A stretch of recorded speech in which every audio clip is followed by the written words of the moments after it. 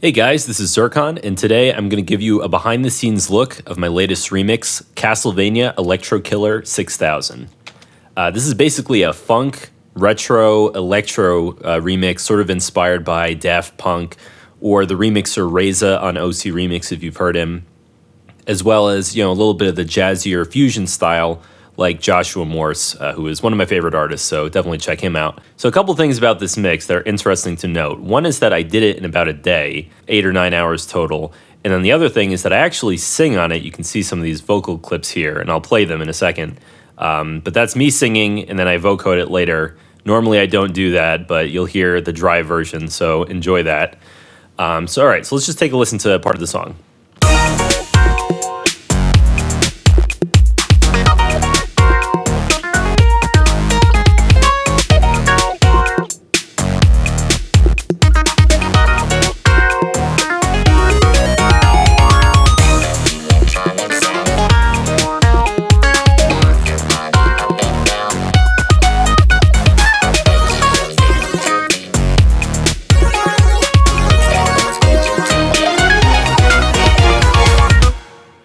Okay, so this is basically the first time where you really hear the source tune in full.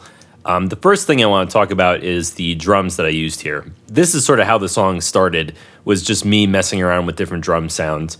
And I've talked about some of these sounds before, at least the company that makes them. So this is from Gold Baby, one of my favorite sample library producers. In particular, this is MPC 60 Volume 1, as well as the When Alien Drum Robots Attack, Volumes 1 and 2. So just listening to that in isolation.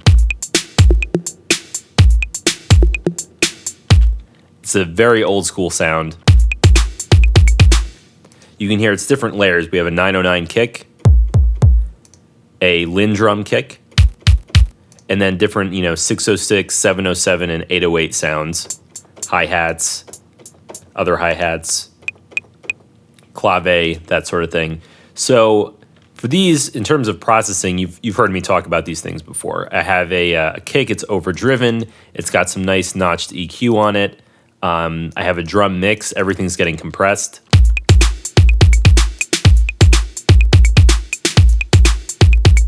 And the compressor just gives it, a little bit of extra glue. There's not too much else to talk about in terms of the drums, other than the fact that I think they sound great in terms of the polish right from the drum machines.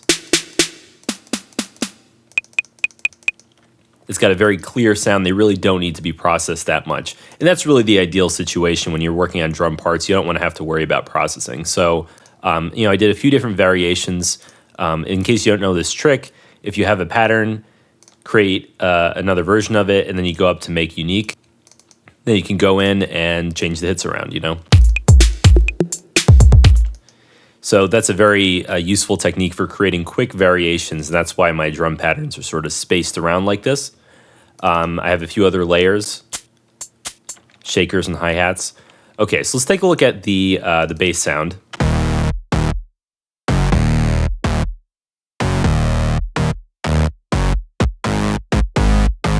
So this is a pretty fat subtractive synth patch. I originally created it for a Zebra 2 preset collection, but this is actually a modified version. So the things that give it the grit. First, let me turn off the effects. So I had some EQs on there. Now, there are a few things going on here. One is we have a filter, so let's turn that off. You can hear it just sustains. Now let me turn off the second oscillator. So this is like a basic pulse width thing. So we have a square wave, and then this LFO is modulating the pulse width. And that gives it a very retro synth kind of sound. That's what you would hear on the Commodore 64, for example. The second oscillator is basically the same thing, it's just an octave down. But you can hear that there's an interesting sort of attack, and that's coming from an envelope that's going to pitch. So this is a great trick for anytime you want to add a little bit more punch to a kick or even a lead part, but you don't necessarily want to compress it. And you're already at 0 in terms of the volume envelope. This envelope, essentially, if you look over here, envelope 2, it's got no attack, no sustain, very little release, and just a little bit of decay. Now let's hear with no envelope.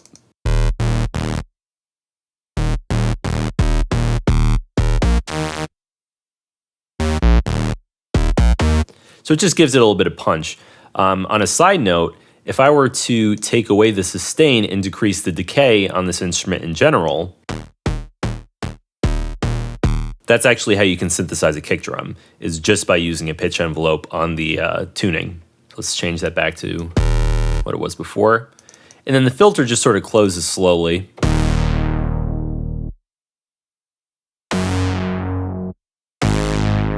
And then in terms of the effects, it's really just sort of carving out the sound a bit. We have a notch there, that's where the kick is.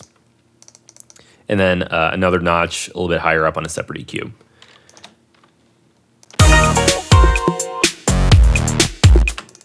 Now we have this clavinet style instrument, which is just from Omnisphere. You know, it's a patch that comes with the library, but I did do a little bit to it. So I'll take off my effects. And back on. So if you have a plugin like Guitar Rig, but it doesn't necessarily have to be Guitar Rig, in here, this is basically a wah pedal, and I'm automating the position using an LFO in Guitar Rig. So if you have a filter plugin yourself, it could even be a free one. Basically, all you're doing is you're putting some sort of LFO to modulate the cutoff regularly. So without the LFO, this is what it would sound like. But then if you turn on the LFO, you actually get that wah sound. But here, in this case, I have a split going on, and it looks more complicated than it is. Basically, it just means that half of the signal is getting the wah, and the other half isn't. So the combination there is what gives it that unique tone. And then in terms of EQ, I have some high passing, and then a little bit of boosting up in the mid-highs, just to give it a bit more presence.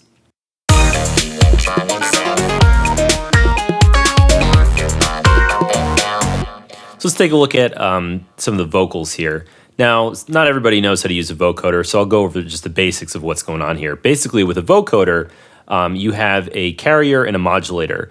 So typically, that would be a vocal part, something sung or spoken, and then a synth part as well.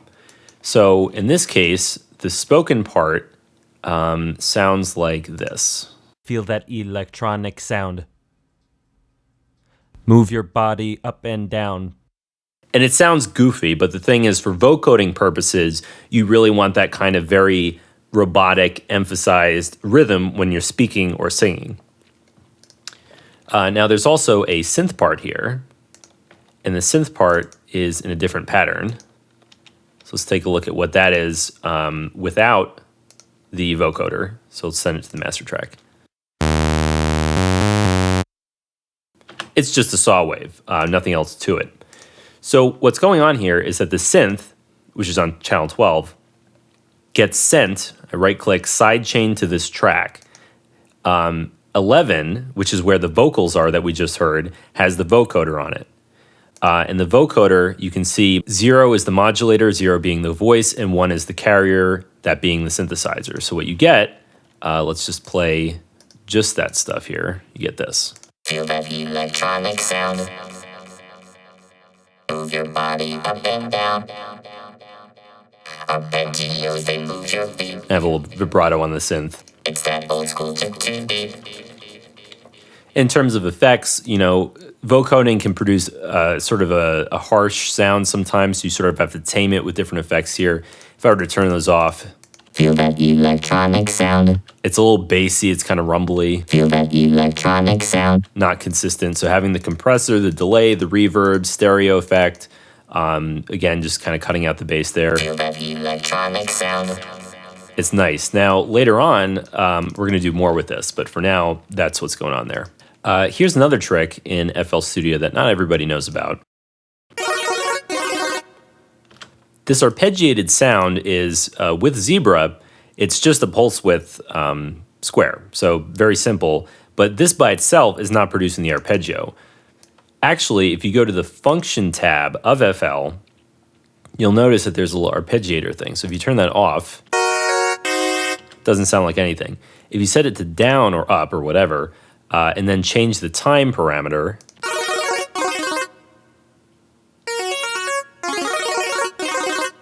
you can create arpeggios, old school sounding ones, out of really any sound source you want. That's just a hidden feature that I think not many people know about in FL. So check that out. See if you can apply it to your own songs. Very useful. Here's the sort of the chorus of the song, which this is when things start to get really interesting.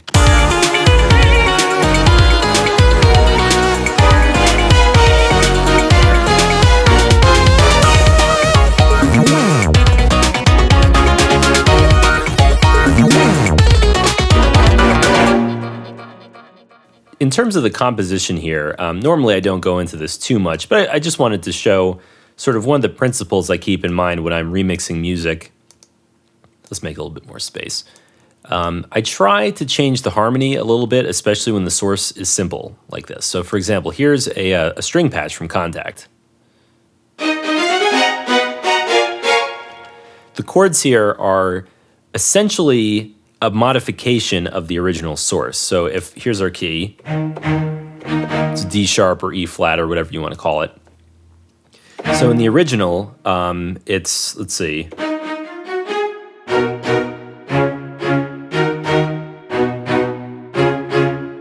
It's basically those three chords.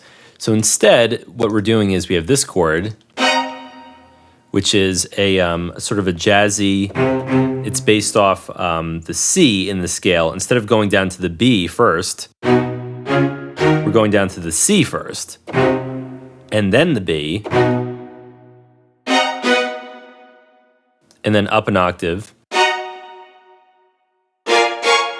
So for that final chord there, essentially it's creating some intentional dissonance by using a minor third instead of a major. So you get this. Or you could even change it to a major in the lower part. And that's very commonly used in jazz music and fusion and all that. It just gives it a little bit more bite.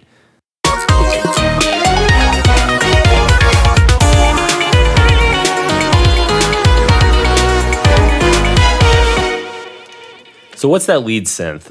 I'm pretty proud of that lead sound actually, and it's just.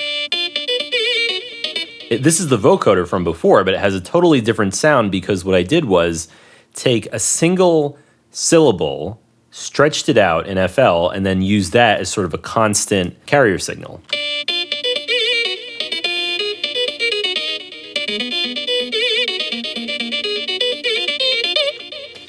And there's that crazy vibrato going on in the synth, of course, but so what is this specifically?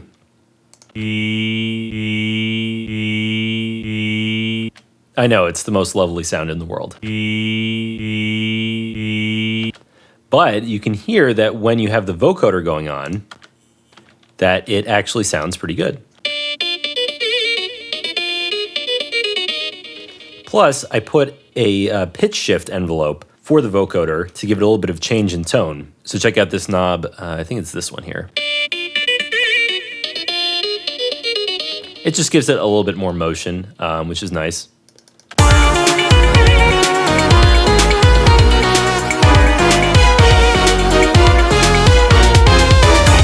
And again, lots of changes to the chords. For the chorus here, a lot of this is just lots of little individual sequences. So that pattern there is kind of fun. This is just it's just a saw wave with legato, so if I turn that off, it sounds pretty bad, especially if I take off the glide too. So you really need to have that legato to get that sort of retro funk effect. And then there's an LFO, of course, on the filter, giving it that sort of wow type sound. So after this here,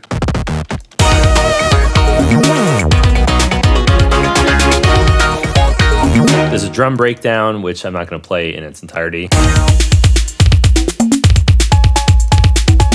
Lots of fun, cheesy drum machine style stuff. Okay, and then later on,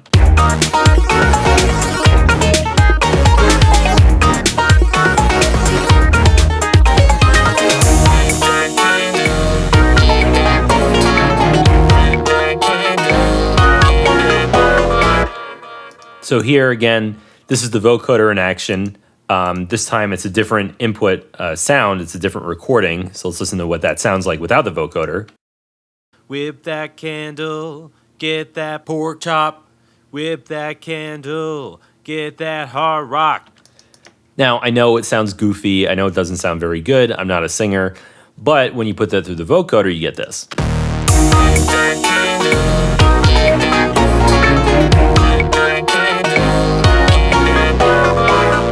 And I think that sounds pretty good ultimately.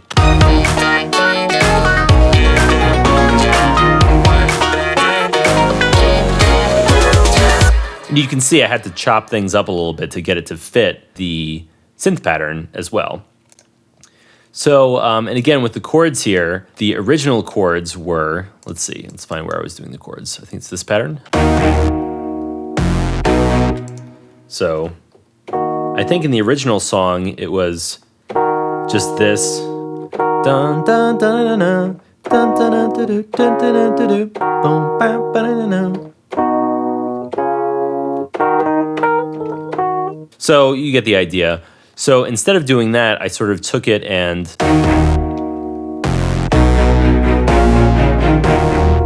added some suspensions, a little bit of dissonance, but kind of keeping the same general rhythm. And again, that kind of progression is sort of like a circle of fourths, circle of fifths type of deal. All this stuff I learned. A lot of people ask me about this. You know, did you study music theory? Did you take classes, anything like that? The answer is yes. You know, I took classes in music theory, ear training, jazz theory, and I played in a jazz band for 2 years in college. So all of those things really helped me get a sense for how to write this kind of stuff. But at the end of the day, it's really just what sounds good, because you can take all those classes and write something that's, you know, theoretically correct, but it doesn't sound good. So you have to trust your own ear.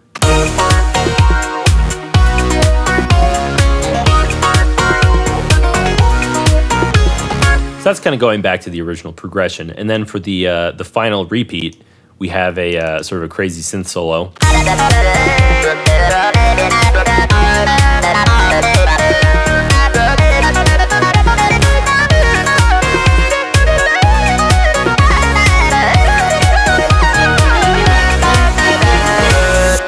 And a few notes about this. Oftentimes when I write things like this, I try to play it by hand first. And you can see that the note lengths are a little bit different sometimes, but not all the time, because some of this stuff I edited by hand.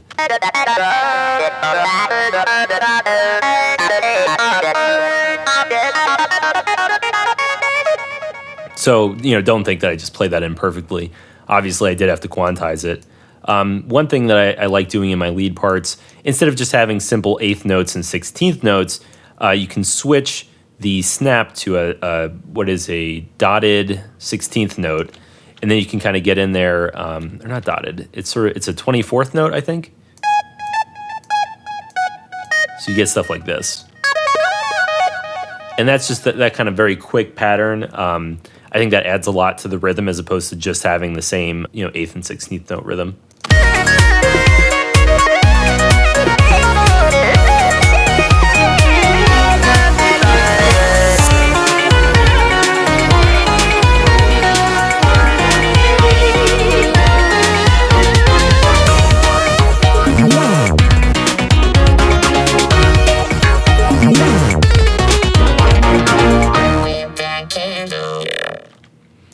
Okay, one other thing I wanted to say here is in the chorus, again, there's a vocoder going on. But let's actually isolate what that is. So it's from earlier, I was saying electronic sound. So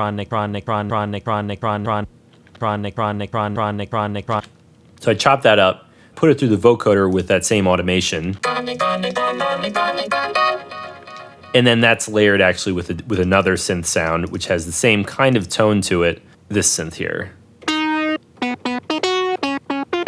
So what you get is that nice combination. So that's basically how the song came together. You know, you have the drum sounds from Gold Baby, you know, the 808, the 909. And it's really nice to have a collection like that you can rely on to sound, you know, clean and polished. I love those toms.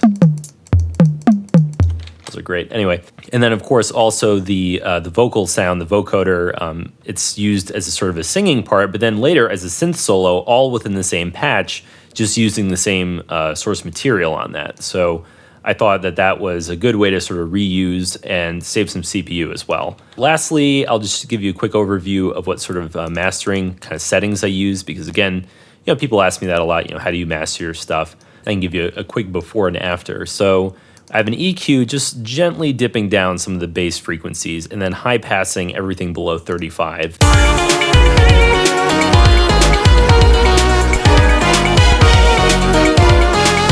It's subtle, but it does save a little bit of headroom. And then there's a compressor here with one of the things I've been doing lately is I sort of do a more extreme compression setting, but then I reduce the dry wet mix and the range. So that kind of gives you a parallel compression.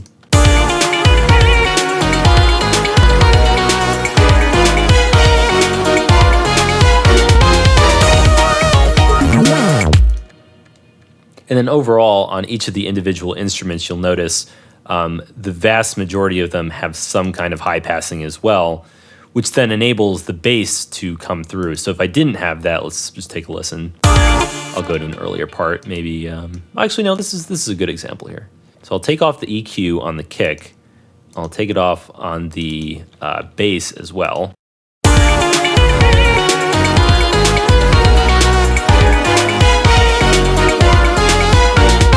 You can hear things are already starting to get muddy.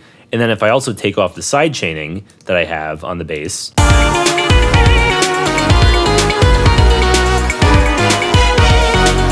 it just gets, again, very muddy. So let's turn those EQs back on.